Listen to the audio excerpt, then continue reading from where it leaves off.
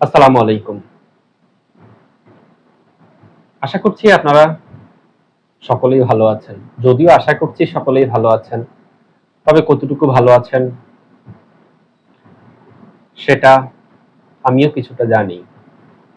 আমিও এদেশের নাগরিক।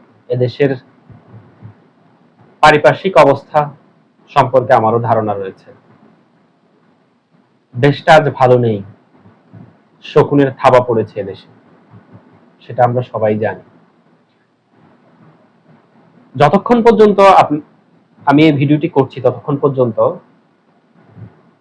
দেশটা ভালো নেই। যখন আপনারা ভিডিওটি দেখবেন তখন হয়তোবা পরিস্থিতি ভিন্ন কিছু হতে পারে।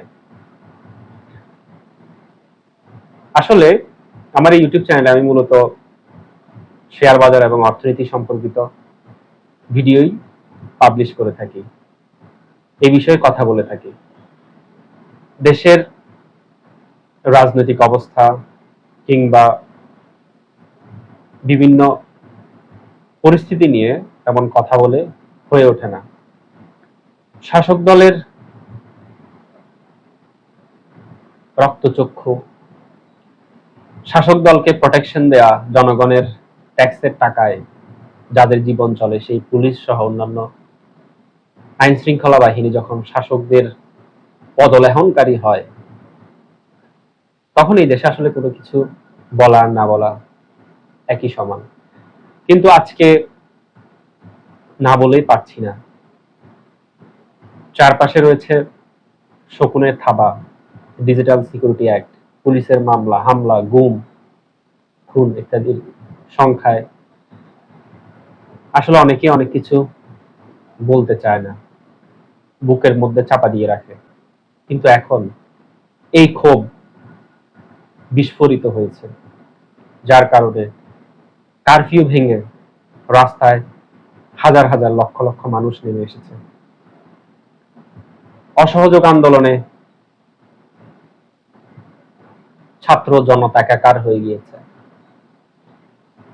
যেই মেয়েটি বা যেই ছেলেটি কখনোই মা তুলে না দিলে খায় না, মুখে তুলে খাওয়াতে হয়, সেই ছেলেটিও আজকে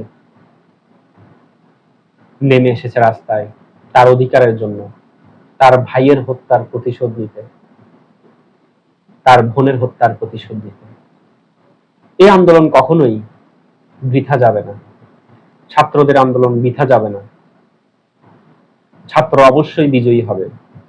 বাংলাদেশের ইতিহাস যদি দেখেন, বাংলাদেশের ইতিহাস নয় শুধু সারা বিশ্বের ইতিহাস যদি আপনি দেখেন, তাহলে দেখবেন কখনোই ছাত্রদের আন্দোলন বৃথা যায়নি। ছাত্ররা কখনো পরাজিত হয় নাই। হয় ছাত্ররা জয়ী হয়েছে, না হয় নিজের তাজা রক্ত ঢেলে দিয়েছে। ছাত্ররা বিজয়ী হয়েছে, না হয় নিজের রক্ত ঢেলে দিয়ে লাল গালিচা তৈরি করে দিয়েছে।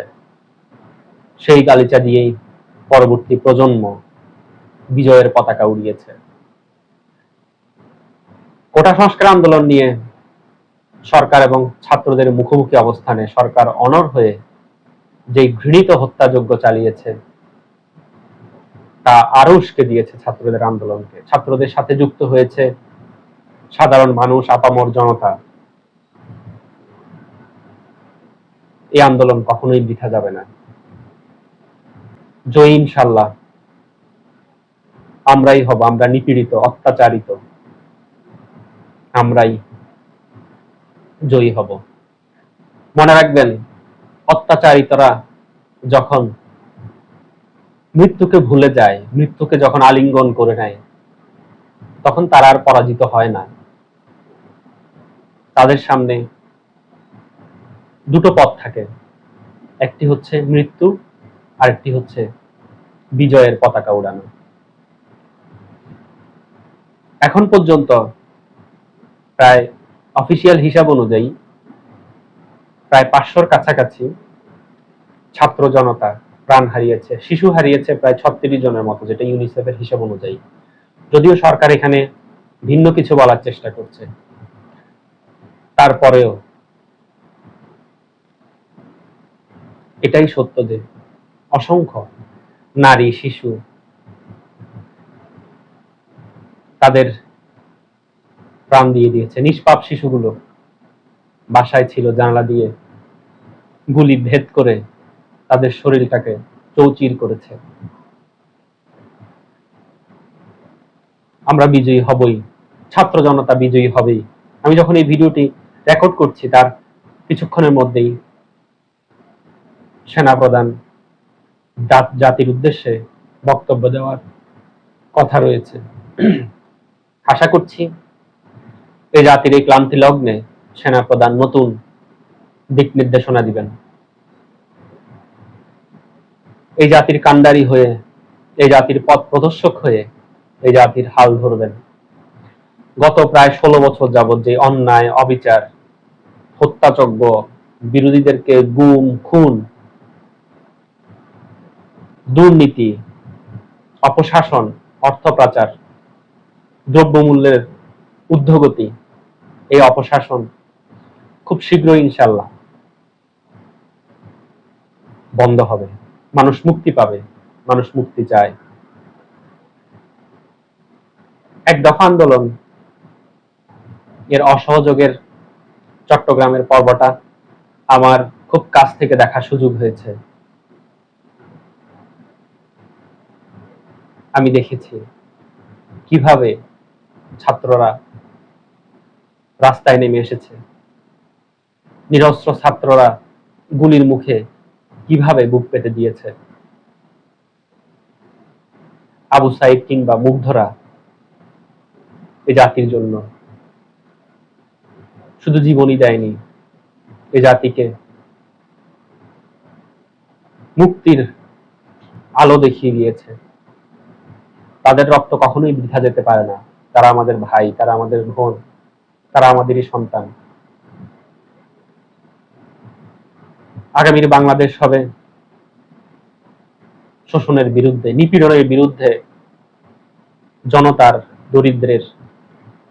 এই বৈষম্যের সমাজে একটা শ্রেণী যারা সরকারের সাথে মিলে মিশে রয়েছে, তারা শুধুই মাত্র অর্থ এবং বিত্ত, বৈভবের মালিক হয়েছে। আর আমরা যারা দরিদ্র, খেটে খাওয়া মানুষ, তারা সবসময় অবহেলিত হয়েছে। এই অবহেলার অবসান হবে ইনশাআল্লাহ। ইনশাআল্লাহ এই অবহেলার অবসান হবে। 52, 69, 71, 90 কোথাও কিন্তু ছাত্রদের পরাজয়ের ইতিহাস নেই। ছাত্ররা যেখানে রুখে দাঁড়িয়েছে, জীবন দিয়েছে, সেখানেই তারা নতুন আলোর সঞ্চার করেছে, নতুন করে জাতিকে পথ দেখিয়েছে। এদেশের মানুষ আবারও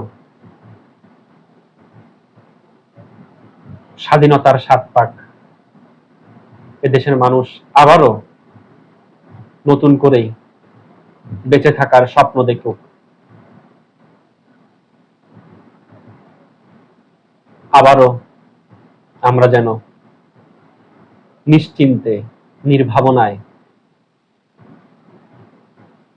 স্বাধীন দেশে স্বাধীনভাবে চলতে পারি, সেটাই হোক। আল্লাহ আমাদের প্রতি সহায় থাকুন। আসসালামু আলাইকুম।